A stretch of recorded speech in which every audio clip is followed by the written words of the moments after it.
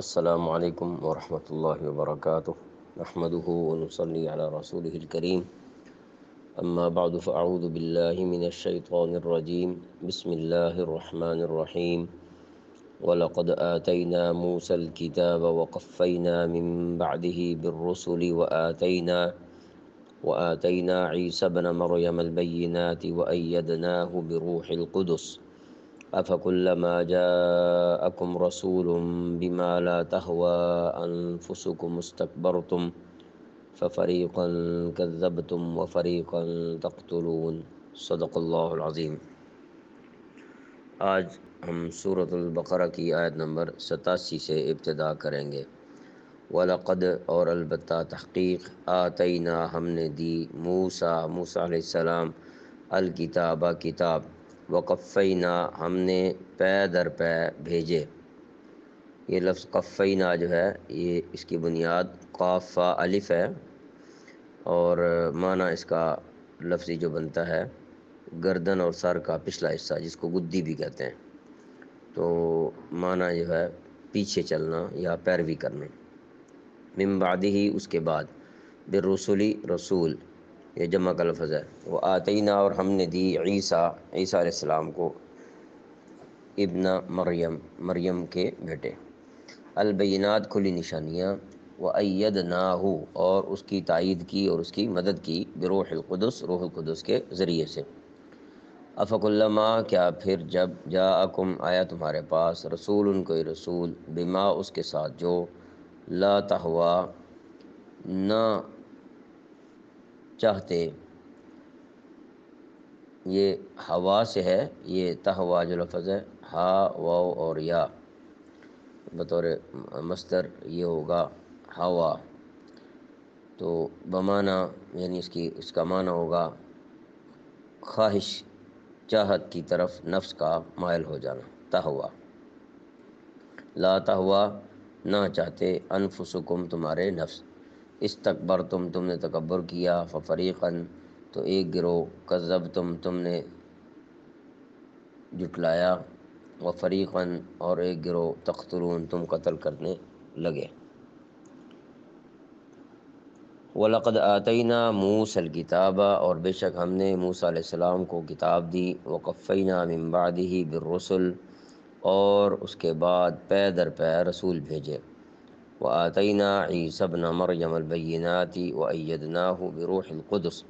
اور ہم نے عیسیٰ ابن مریم کو کھلی نشانیاں دیں اور روح القدس سے ان کی تائید کی۔ روح القدس کے لفظی معنی تو ہے مقدس روح۔ قرآن کریم میں یہ لفظ، یہ لقب حضرت جبرائیل علیہ السلام کے لیے استعمال کیا گیا ہے۔ حضرت عیسیٰ علیہ السلام کو جبرائیل علیہ السلام کی یہ تائید حاصل تھی کہ وہ ان دشمنوں سے ان کی حفاظت کے لیے ان کے ساتھ رہتے تھے۔ یہ بات تو بحیثیت مسلمان ہمیں معلوم ہی ہے کہ قرآن کریم نے حضرت عیسیٰ علیہ السلام کے ساتھ ان کی والدہ کا نام ذکر کیا ہے، عیسیٰ ابن مریم۔ اس میں دو باتیں بڑی اہم ہیں کہ ایک تو جن لوگوں کا یہ عقیدہ تھا کہ عیسیٰ علیہ السلام اللہ کے بیٹے ہیں، تو اللہ تعالیٰ نے یہاں پر عیسیٰ ابن مریم کہہ کر یہ بتلا دیا کہ وہ میری بندی مریم کے بیٹے ہیں، اللہ کے بیٹے نہیں ہیں۔ تو دوسری بات یہ ہے کہ چونکہ آپ بن باپ کے اللہ تعالیٰ کی قدرت سے اپنی والدہ سے پیدا ہوئے، تو لہٰذا آپ کی نسبت جو ہے وہ والدہ کے ساتھ ہی قرآن کریم میں ذکر کی گئی ہے، مگر نہ عام طور پر نسب جو ہے وہ والد کے ساتھ ہی بولا جاتا ہے۔ افکلما جاءکم رسول بما لا تہویٰ انفسکم استکبرتم، پھر یہ آخر کیا معاملہ ہے کہ جب کبھی کوئی رسول تمہارے پاس کوئی ایسی بات لے کر آئے جو تمہاری نفسانی خواہشات کو پسند نہیں تھی تو تم اکڑ گئے، استکبرتم تم نے تکبر کیا، ففریقاً کذبتم وفریقاً تقتلون چنانچہ بعض انبیاء علیہ السلام کو تم نے جھٹلایا اور بعض کو قتل کرتے رہے۔ یہ بنی اسرائیل کے بڑوں کی جو عادات تھیں ان کو یہاں ذکر کیا جا رہا ہے، ان کو سمجھانے کے لیے جو لوگ قرآن کریم کے زمانے میں مخاطب تھے قرآن کریم کے۔ آگے سے جو ان کا جواب ہے وہ کیا ہے؟ وقالو، اور انہوں نے کہا آیت نمبر 88 میں، قلوبنا، ہمارا دل، غلف، پردے میں ہے، غلاف میں ہے، بلکہ لعنہم اللہ، اللہ تعالیٰ نے لعنت کی، بکفرہم، ان کے کفر کے سبب، فقلیلاً، سو تھوڑے ہیں، ما یؤمنون، جو ایمان لاتے ہیں۔ وقالو قلوبنا غلف، اور یہ لوگ کہتے ہیں کہ ہمارا دل غلاف میں ہے۔ اب اس جملے کے دو مطلب ہو سکتے ہیں۔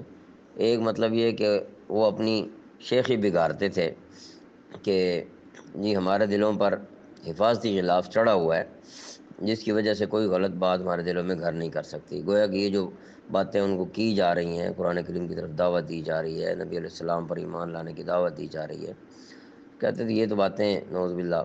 غلط ہیں، اور ہمارے دل میں پر تو غلاف چڑھا ہوا ہے، اس کے اندر تو کوئی غلط بات آتی ہی نہیں ہے۔ اور یہ مطلب بھی اس کا ہو سکتا ہے، ممکن ہے کہ وہ مسلمانوں کو اپنے آپ سے مایوس کرنے کے لیے بطور طنز یہ کہتے تھے کہ آپ تو بس یہ سمجھ لو کہ ہمارے دلوں پر غلاف چڑھا ہوا ہے، اور ہمیں اسلام کی دعوت دینے کی فکر میں آپ نہ پڑیں، یعنی ہم ماننے والے نہیں ہیں، تم جو مرضی کر لو۔ بل لعنہم اللہ بکفرہم، نہیں بلکہ ان کے کفر کی وجہ سے اللہ تعالیٰ نے ان پر پھٹکار ڈال رکھی ہے، فقلیلا ما یؤمنون، اس لیے کہ وہ کم ہی ایمان لاتے ہیں، یعنی ان میں سے بہت تھوڑے سے لوگ یہود میں سے وہ مسلمان ہو گئے تھے، جیسے حضرت عبداللہ بن سلام کا نام آتا ہے، ان کے علاوہ بھی 5-7 اور لوگوں کے بھی نام آتے ہیں۔ تو فرمایا کہ تم نے اللہ تعالیٰ کے حکم کا انکار کیا، نبی علیہ السلام کو نہیں مانا، قرآن کریم پر ایمان نہیں لائے، تو میں کہا گیا آمنوا بما انزلت مصدقا لما معکم، تو ان کے اس کفر کی وجہ سے اللہ تعالیٰ نے ان پر پھٹکار ڈال دی۔ اس سے پہلے بھی انکار ہی انکار اکثر کی طرف سے چلا آ رہا تھا۔ وَلَمَّا جَاءَهُمْ، آیت نمبر 99، اور جب ان کے پاس آئی، کتاب کتاب، من عند اللہ، اللہ کے پاس سے، مصدق، تصدیق کرنے والی، لما، اس کی، جو معہم، ان کے پاس، وکانوا، اور وہ تھے، من قبل، اس سے پہلے، یستفتحون، فتح مانگتے تھے،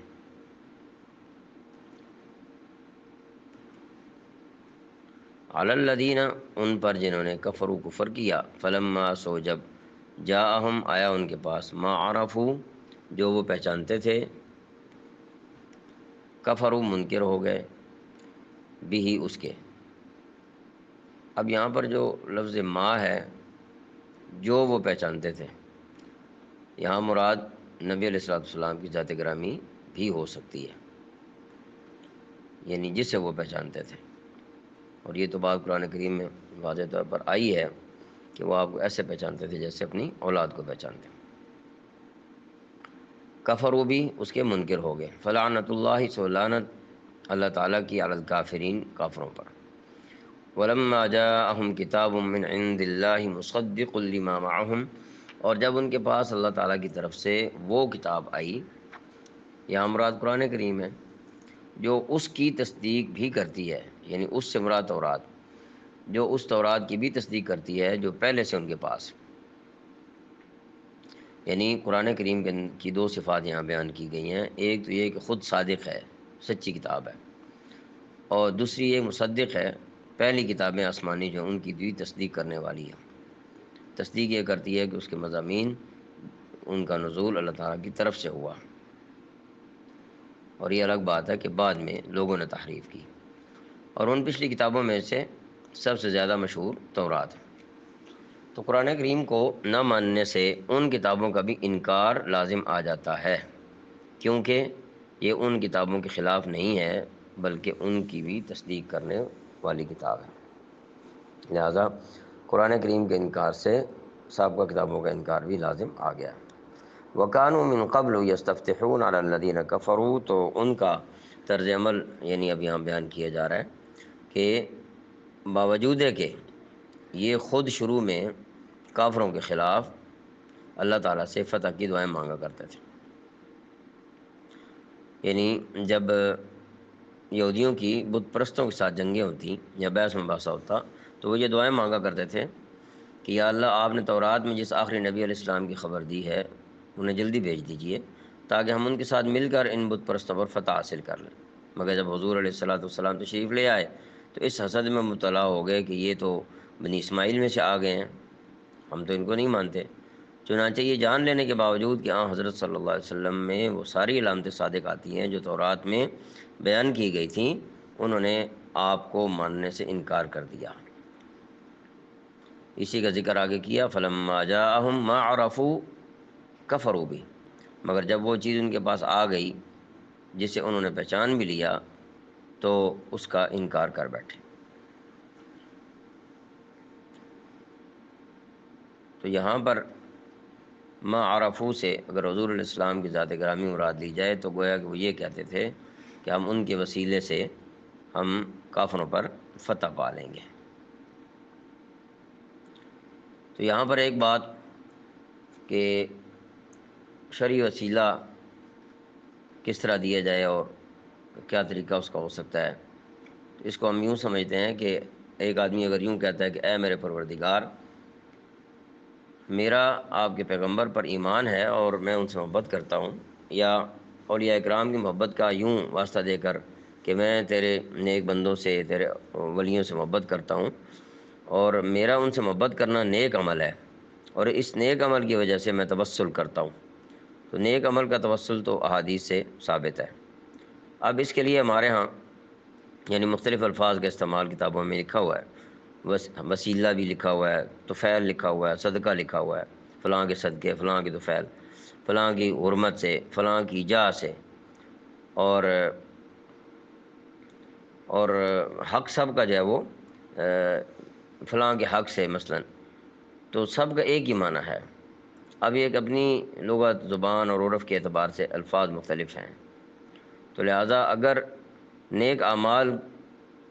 کا وسیلہ سمجھ کر، جیسا کہ حدیث سے ثابت ہے، توسل کیا جائے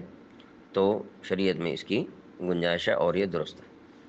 فلعنۃ اللہ علی الکافرین، پس پھٹکار ہے اللہ تعالیٰ کی ایسے کافروں پر۔ مزید انشاءاللہ آئندہ